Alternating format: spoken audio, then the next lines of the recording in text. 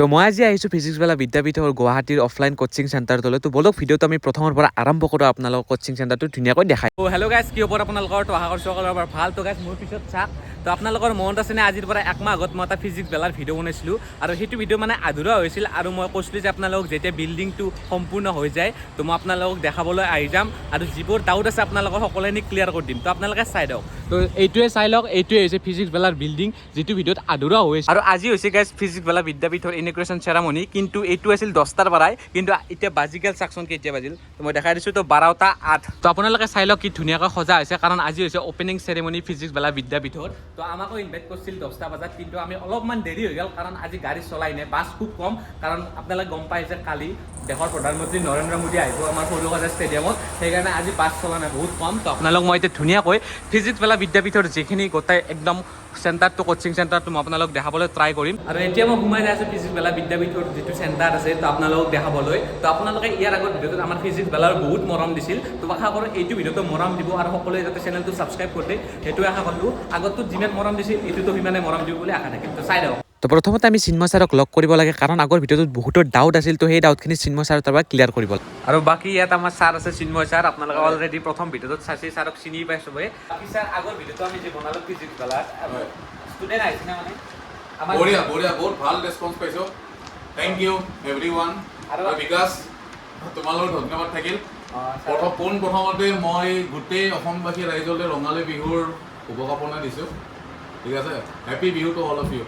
তো বাকী আগৰ ভিডিঅ'টোত বহুতৰ কিছুমান ডাউট আছিল, কিছুমান কুৱেশ্যন আছিল, তো সেই ডাউট আগতে আমি ক্লিয়াৰ কৰি লওঁ, তাৰপিছত আপোনালোকক সকলোখিনি দেখাই দিম বাৰু। তো প্ৰথমতে আমি ডাউটকেইটা ছাৰক সুধি আপোনালোকক ক্লিয়াৰ কৰি লওঁ। এতিয়া আপোনালোকৰ যিবোৰ কুৱেশ্যন আছিল প্ৰথম ভিডিঅ'টোত মই ছাৰক সুধোঁ। তো প্ৰথমটো হৈছে যে ক্লাছ কেইটাৰ পৰা ষ্টাৰ্ট হ'ব, তো বহুতৰ কুৱেশ্যন আছে ছাৰ। হয়, নাই ক্লাছ আমাৰ অলৰেডি ক্লাছ 12ৰ আমি ষ্টাৰ্ট কৰি দিছোঁ, ফেজ 1।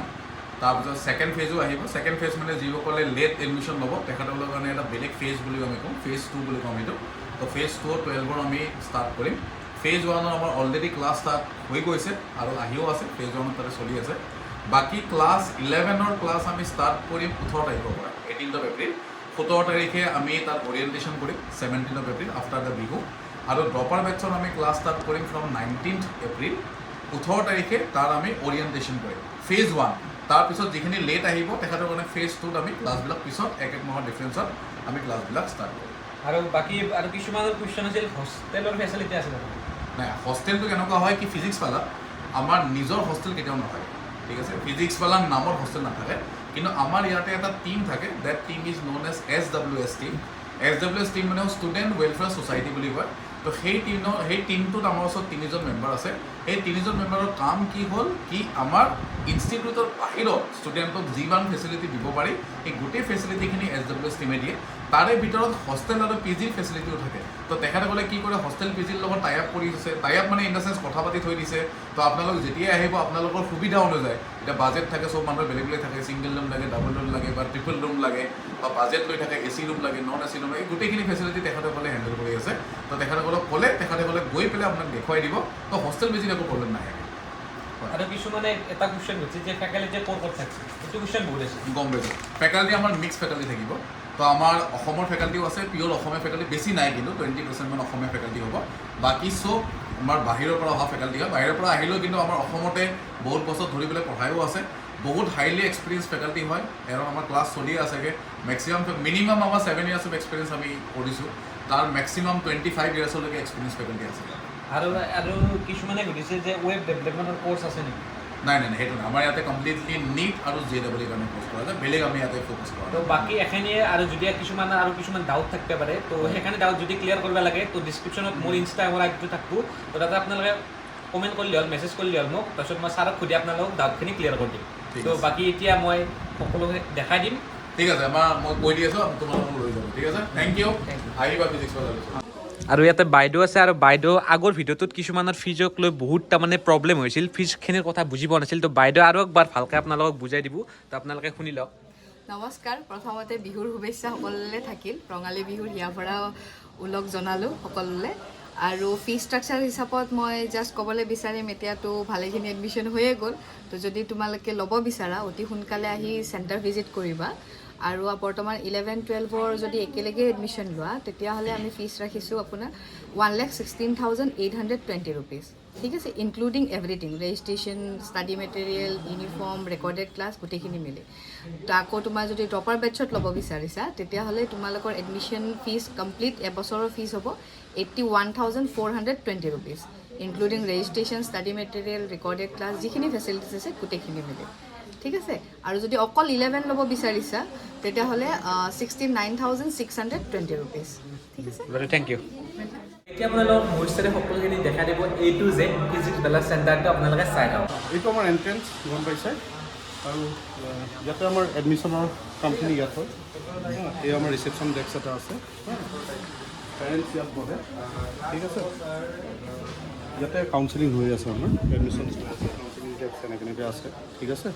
আৰু এইটো হ'ল আমাৰ ষ্ট'ৰ, ষ্ট'ৰ ইয়াত বহে। ইয়াৰ পৰাই আমি কিতাপখিনি দিওঁ, কিতাপ থাকে, ID কাৰ্ড থাকে, যি থাকে সেইখিনি গোটেইখিনি দিওঁ। একাউণ্টেণ্ট আমাৰ ইয়াত বহে। কাউন্সিলিং হৈ আছে, তৃষা মেম কাউন্সিলিং কৰি আছে। কেনেকুৱা মেম, ঠিকে চলি আছে? এতিয়া কাউন্সিলিং কৰা নাই, এতিয়া আমাৰ ষ্টাফৰ লগতে কথা পাতি আছে, তাৰমানে এইটো অকণমান ব্ৰেক টাইম, তাতে কাউন্সিলিং হৈ আছে, ঠিক আছে। এইপিনে আমাৰ BS ছাৰ আছে,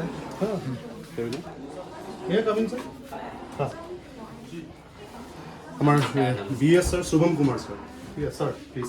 तो सर ये आपने देखा होगा हमारा ऑफिस कंप्लीट आपने घुमा होगा। These all are the front desk where non academic teams are there and जो भी बच्चे आते हैं they are getting a lot of queries mind में लेके आते हैं, तो वो यहाँ सब का आंसर मिल जाता है उन्हें। अब बच्चों को भी कहीं और जाने की ज़रूरत नहीं होगी, all the students will get their queries, और जो भी बच्चे को पढ़ना है क्वालिटी एजुकेशन आपको यहीं पे मिलेगा, ठीक है। And all the very best for the upcoming year for all the students who are actually targeting NEET, targeting JEE, और दो students who are actually in right now in class 9th and 10th।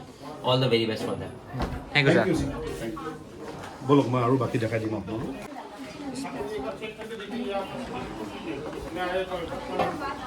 ইয়াতে আমাৰ staff বহে, staff working space এটা আছে, ইয়াতে বহে। আজি যিহেতু ইনগ্ৰেশ্যন হৈ গৈছে, এতিয়া ষ্টাফ বিভিন্ন জেগাতে তেওঁলোকে কাম কৰি আছে, সেইপিনে তেওঁলোকে কাম কৰি আছে। কি কৰি আছা তোমালোকে?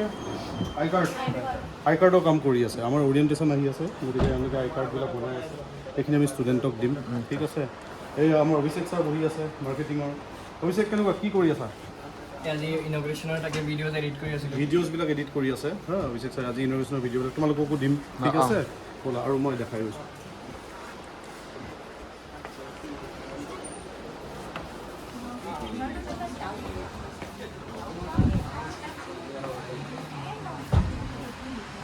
আমি এটা ক্লাছৰুমলৈ যাওঁ, ক্লাছৰুমলৈ দেখাইছোঁ।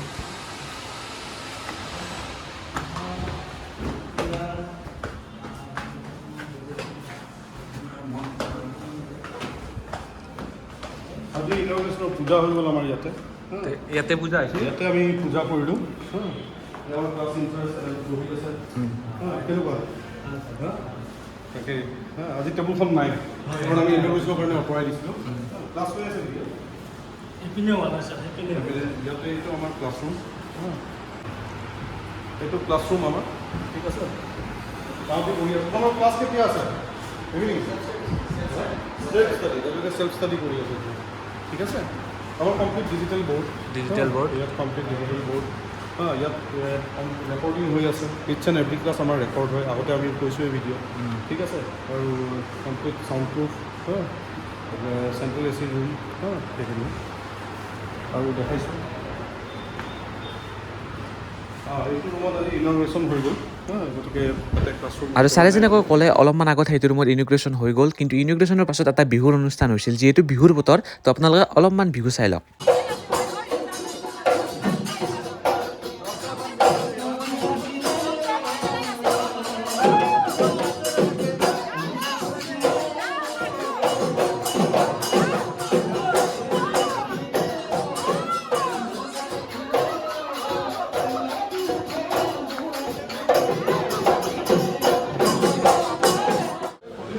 ফ্ল'ৰ মেনেজাৰো থাকে।